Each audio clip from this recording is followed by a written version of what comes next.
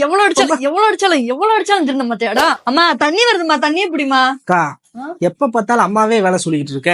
நமக்காக அவங்க எவ்வளவுதான் செய்வாங்க. இந்த வீட்டுல சமைக்கிறவங்க தான், துணி துவைக்கிறவங்க தான், தண்ணி பிடிக்கணும், பாத்திரம் விளக்கணும், எல்லா வேலையும் அவங்க தான் செய்யறாங்க. இந்த கூட்டுற வேலையும் கோலம் போடுற வேலையும் மட்டும் தான் நீ செய்யற. இன்னும் கொஞ்ச நாள்ல நீ கல்யாணம் பண்ணி போயிட்டேன்னா அந்த வேலையை அவங்க தானக்கா செய்வாங்க.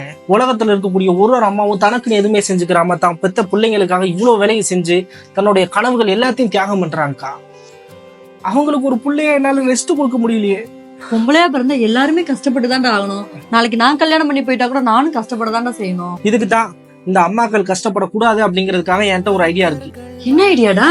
அது ஒரு கல்யாணம் பண்ணி வச்சிட்டீங்கன்னா என் மனைவி வந்து இந்த வேலையெல்லாம் பாத்துக்குருவா. அதுக்கப்புறம் அம்மா தாராளமா ரெஸ்ட் எடுக்கலாம்ல. என்ன பண்ணணும்? கல்யாணம். ஓ கல்யாணம். கல்யாணம் பண்ணா வேலைக்கு போகணுமே. எதுக்கு கல்யாணம் பண்ணா வேலைக்கு போகணும்? சோத்துக்கு என்ன பண்ணுவ? அதுக்கு நீ ஒரு குழந்தைய பெத்துரு.